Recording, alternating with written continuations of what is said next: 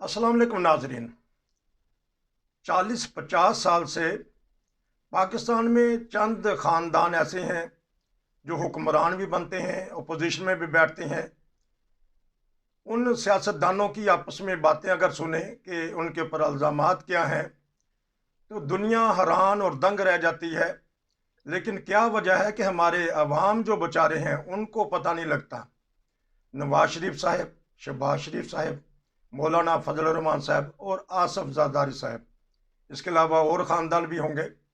इरफान खान साहब से पता करेंगे कि इल्ज़ामात इतने बड़े बड़े संगीन होते हैं और बाज़ दफ़ा सबूत भी मिल जाते हैं, और हमारी जो अवाम इतनी भोलपन में उनको दोबारा इक़्तिदार में ले आती है। इमरान खान के बारे में जो तोशा खाना की घड़ियाँ और हीरे और पेन, ये आजकल चर्चा चल रहा है और एक दूसरे को सफाइयाँ पेश की जा रही हैं।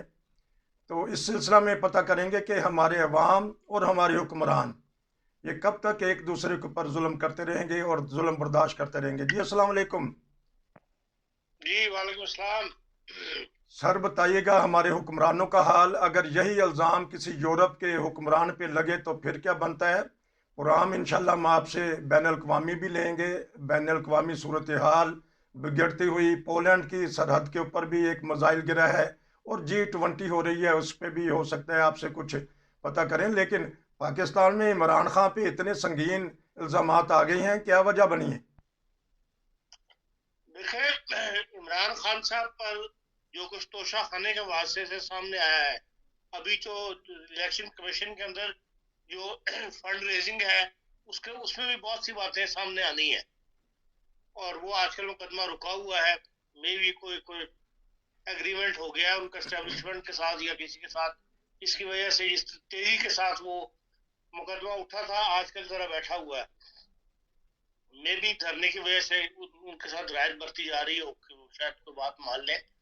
लेकिन जो ये तोशा खाने वाले बात है, उससे तो यही साबित होता है कि जो इससे पहले हुक्मरान थे उनमें और इमरान खान साहब में नीयतों का और पैसे की हरिस्क हिस्स का जो है कोई फर्क नहीं है। जिस तरह वो इधर उधर से पैसा इकट्ठा करते थे, जहां से भी हाथ लगे हाथ मार लेते थे, वही इमरान खान साहब ने किया है। उन्होंने इंडस्ट्री नहीं लगाई, चले कर्जे नहीं लिए, हम ये मानते हैं। लेकिन ये जो हरकत है जिससे पूरा मुल्क या पूरे मतलब कौम की बदनामी हुई है कि ये हमारे हुक्मरान इस किस्म के हैं कि जिनकी वजह से कौम भी साथ बदनाम होती है। अब ये छोटा सा मामला नहीं है, जिस तरह इसकी तफसीर अब सामने आ रही है। जो बंदा जिसने खरीदा था, जिसके हाथ बेचे गए, बेचने वाले भी देख लें, एहतसाब ब्यूरो का सदर, वो अकबर शहजाद साहब, जिनको दूसरों के हिसाब एहतसाब पे लगाया गया था कि जी नवाज शरीफ का एहतसाब करें और नून लीग का और पीपल्स पार्टी का एहतसाब करें, वो खुद अंदरून खाना क्या कार्रवाई कर रहे थे, वो कस्टमर ढूंढते फिर रहे थे कि ये घड़ी और नेकलेस वगैरह जो है ये फरोख्त किए जाए। फिर सॉरी, उस औरत का किरदार जो गोगी नाम है, जो भी उसका नाम है, फराग ये होगी। वही अयान अली वाली बात है। कहते हैं आसिफ अली ने अयान अली को रखा हुआ था पैसे ट्रांसफर कराने के लिए, जी इमरान खान साहब ने ये गोगी रखी हुई थी। जी इस किस्म का मतलब फर्क कोई नहीं। जिस तरह वो आगे सीना फुला के कहते थे ना, अपने आप को साबित करते थे, या अपने मुंह मियाँ मिठू बनने वाली बात थी कि जी मैं बिल्कुल क्लियर आदमी हूँ, मैंने कभी कोई करप्शन नहीं की और मैं, ये लोग करप्ट थे और वो थे। अब साबित यही हो गया कि वही हाल इनका है जो पुरानों का हाल था। ठीक। अब ये तो अवाम पे है कि वो इस बात को जज करे कि कभी पीपल्स पार्टी वाले मकबूल लीडर थे, पाकिस्तान के अवाम के महबूब तरीन लीडर थे, वो नहीं रहे, उसकी वजह उनकी करप्शन थी। उसके बाद लोगों ने नवाज शरीफ पे एतमाद किया, उस पर हाथ रखा, उससे ही पता लगा चंद साल के बाद कि नहीं ये भी वैसे ही है जैसे पीपल पार्टी वाले थे। अब उससे हट के लोग तहरीक इंसाफ की तरफ आए थे और वहां भी यही निकला है कि भाई ये भी क्लियर कट आदमी नहीं है, ये भी हिर्स का मारा हुआ सियासी लीडर है, जिस तरह वाकई है। अब आवाम को ये खबर करनी चाहिए कि या तो अपने में से एक नई लीडरशिप लेकर आए जो मिडिल घराने से ताल्लुक रखती हो, जो गरीब घर से पैदा हुआ हुआ हो। और जबकि सामने आपके मिसाल है, मोदी साहब की, भारतीय वज़ीर आज़म की, कि वो एक गरीब घर से उठे थे, कौम उनके पीछे लग गई, उन्होंने मुल्क बना दिया।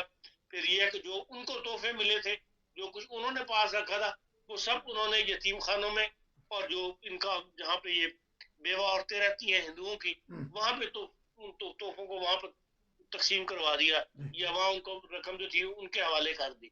और एक हमारा है कि मुसलमान है, और यह कि हिर्स खत्म नहीं होती। तो अब आवाम को इसका फैसला तो आवाम ने करना है कि अगली हुकूमत कौन बनाए और किसको वोट देना है। अब बहरहाल इन बातों का असर जो है वो इमरान खान साहब के वोट बैंक पर पड़ना चाहिए, अगर कौम बाकी तब्दीली चाहती है तो। जी। आपने अभी अवाम का जिक्र किया। अवाम तो बेचारे महंगाई के मारे इस तरह फिर रहे हैं कि वो रुपये लेके, पैसे लेके जलसों में, लॉन्ग मार्च में आ रहे हैं। तो अवाम बेचारी क्या करे फिर, जब उनके पास रोजगार नहीं है, रोजगार कोई देने। अवाम के पास वोट की ताकत है, अवाम ने ही तब्दीली लेके आनी है। अवाम ऐसे लोगों को लेके आए जो उनमें से हों, तो फिर तब्दीली आएगी। अगर उन्हीं पुराने लोगों को वोट देने हैं तो फिर तो तब्दीली नहीं आएगी, वो तो वैसे के वैसे ही हैं। जो 70 साल में नहीं बदले, अब उन्होंने क्या बदलना है। तो इसका दूररस नताइज क्या देखने हैं कि आया इसमें पकड़ हो सकती है इमरान खान की, या उनके जो गिरदो नवाह लोग थे। तो यार उसकी पकड़ हो भी जाए तो आप क्या समझते हैं कि उसका आवाम पे क्या फर्क पड़ेगा, जी। या पाकिस्तान के माशरे में क्या फर्क पड़ेगा, या उसकी मईशत में क्या फर्क पड़ेगा। जी। हम तो उस दौर में से गुजर रहे हैं कि हमें अब सांस लेना मुश्किल हो रहा है, ऑक्सीजन की जरूरत है मुल्क को जी। चलाने के लिए। जी। तो इसलिए इन बातों का उनको सजा हो भी जाए तो कोई फर्क नहीं पड़ता। असल चीज यह है, इससे सबक सीखें और ऐसे आवाम को वोट लेकर आए जो अवाम में से हो और अवाम के हमदर्द हो, जो लालची ना हो। जी। क्योंकि प्रोग्राम का यही हिस्सा हम पाकिस्तान के उस पर रख लेते हैं। खान साहब, हम सो के जब उठते हैं तो जब सुबह सुबह टीवी पे खबरें चल रही होती हैं इंतहाई दर्दनाक, सुबह सुबह जो खबर आ गई है हो सकता है आपकी नज़र से ना गुजरे। 5 पुलिस वाले लक्की मरवत में दहशत गर्दों ने भून दिए, मार दिए, शहीद कर दिए। और इसी तरह थाने पे हमला कर दिया, थाने से असला लूट के ले गए, वहाँ भी कत्ल गारत कर दी।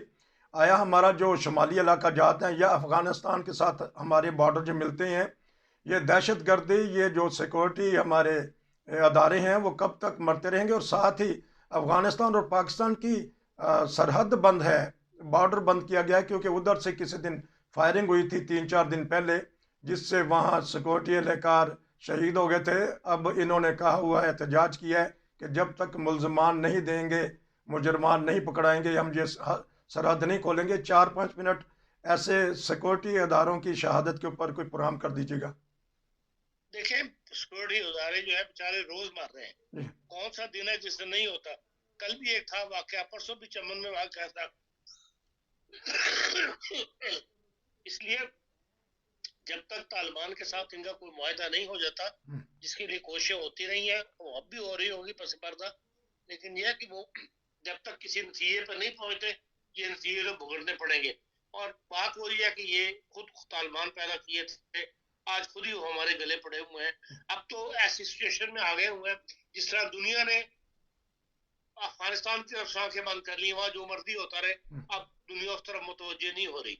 और वो उसी का असर मैं देख रहा हूँ कि पाकिस्तान पे भी हो रहा है, कि पाकिस्तान के हालात दिन ब दिन बिगड़ रहे हैं, हालात खराब हो रहे हैं, कानूनी तौर पर भी, माशी तौर पर भी, सियासी तौर पर भी। लेकिन दुनिया की तवज्जो हद तक कि हमारे दोस्त ममालिक हैं, उनकी तवज्जो भी हमारी तरफ नहीं है। इसके लिए अब अफगानिस्तान और पाकिस्तान के दरमियान कोई ना कोई ऐसा मुआहदा होना चाहिए हुकूमतों के दरमियान, जिसकी भी पासदारी भी की जाए। और उस मुआहदे में रुकावट जो है वो तालिबान ही बनेंगे। तालिबान को राजी करना जो है इस वक्त एक बहुत बड़ा मसला बना हुआ है। आपका बहुत लेकिन शुक्रिया। मैं समझता हूँ अगर सिर्फ सियासतदानों में ये बात छोड़ दी जाए, बात यह है कि न वहाँ मुस्तकम हुकूमत है और न ही पाकिस्तान की तरफ कोई सियासी मुस्तकम हुकूमत है। ठीक ये भी एक ठीक बहुत बड़ा फैक्ट है। ठीक है, हम इस तरह इसलिए जब प्रोग्राम तक यहीं वहाँ पर ख़त्म करते हैं मुस्तकम हुकूमतें नहीं इंशाल्लाह। आएगी और आपसे आपस में कोई मुआहदा नहीं करेंगी, उस वक्त तक ये इसी तरह फेस करना पड़ेगा। नाजरीन, ये था आज का प्रोग्राम। हमने सिर्फ पाकिस्तान के 2 टॉपिक छेड़े जो आज की खबरें थी। तो दूसरे प्रोग्राम में हम इंशाल्लाह पता करेंगे खान साहब से बैन अवी तौर पे, और जर्मनी के बॉर्डर के साथ लगता है मुल्क पोलैंड, वहाँ एक मिसाइल गिर गया है। और इसी तरह G20 कॉन्फ्रेंस हो रही है, उसके ऊपर बात करेंगे। दूसरा प्रोग्राम देखना हरगिज़ ना भूलिए। नसीर को इजाज़त दीजिए। खान साहब, आपका शुक्रिया। अस्सलाम वालेकुम।